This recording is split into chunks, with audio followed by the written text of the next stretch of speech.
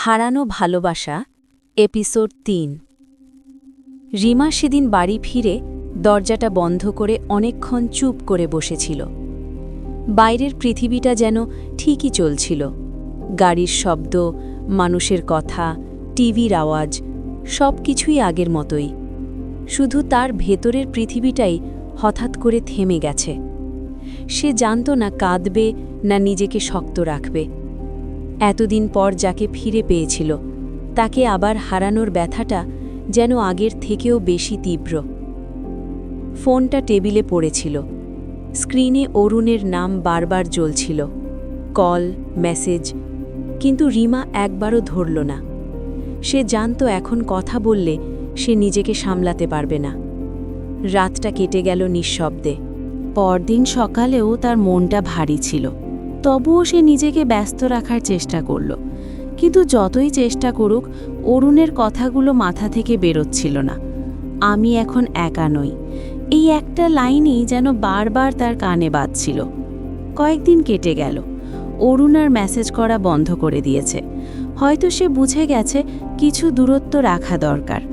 হয়তো সেও নিজের জীবনে ফিরে যাওয়ার চেষ্টা করছে।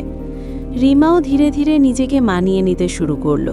সে নিজেকে বোঝাতে লাগল সব গল্পের শেষ একসাথে হওয়া নয়, কিছু ভালোবাসা শুধু স্মৃতিতেই সুন্দর থাকে। কিন্তু ভাগ্য যেন এত সহজে গল্প শেষ করতে রাজি ছিল না। একদিন বিকেলে রিমার এক পুরনো বান্ধবী স্নিগ্ধা হঠাৎ তাকে ফোন করল। অনেক দিন পর কথা, অনেক পুরনো স্মৃতি।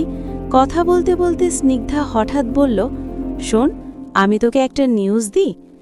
রিমা হালকা হেসে বলল, কি আবার? অরুণের এনগেজমেন্ট হচ্ছে শিগগিরই, আমি ইনভাইটেড। এই কথাটা শুনে রিমার বুকটা আবার থক করে উঠল। সে ভেবেছিল নিজেকে সামলে নিয়েছে, কিন্তু আসলে ভেতরের ক্ষতটা এখনও তাজা। ও ভালো, সে সামহাও বলল।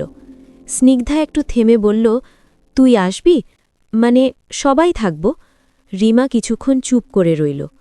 যাওয়া উচিত নাকি একেবারেই দূরে থাকা ভালো? শেষমেশ সে বলল, দেখি। কিন্তু ফোন রাখার পর থেকেই তার মনে একটা অদ্ভুত টানাপোড়ন শুরু হলো।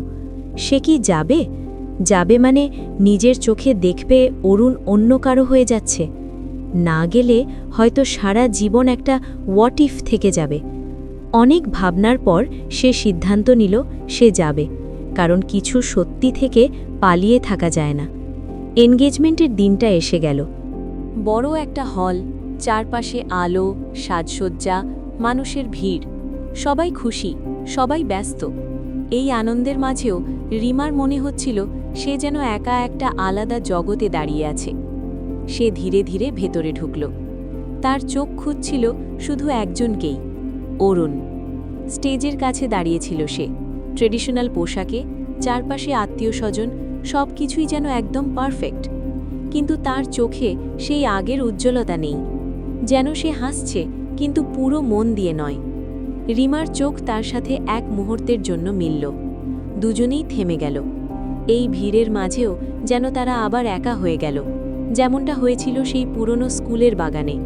ঠিক তখনই পাশ থেকে একটা মেয়ের কণ্ঠ শোনা গেল, অরুণ, তুমি এখানে দাঁড়িয়ে আছো কেন?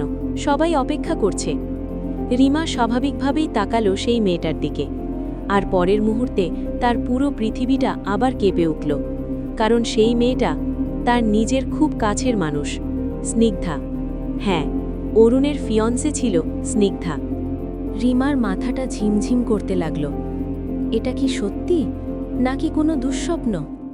সে বিশ্বাসই করতে পারছিল না যে বান্ধবীর সাথে সে এতক্ষণ আগে কথা বলছিল সেই আজ অরুণের পাশে দাঁড়িয়ে। সব কিছু যেন এক মুহূর্তে জট পাকিয়ে গেল।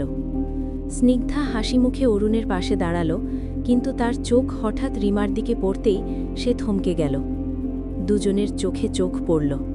সেই দৃষ্টিতে হাজারটা প্রশ্ন, অবাক হওয়া আর এক অদ্ভুত অস্বস্তি। রিমা, তুই এখানে? স্নিগ্ধার গলায় কাঁপন। রিমা কিছু বলতে পারছিল না। অরুণও বুঝতে পারছিল এই পরিস্থিতি কতটা জটিল হয়ে গেছে।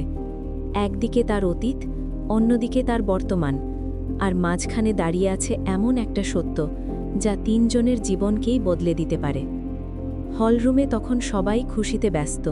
কেউই বুঝতে পারছে না এই তিনজনের চোখের মাঝে যে ঝড়টা বইছে তা যে কোনো মুহূর্তে সব কিছু ভেঙে দিতে পারে।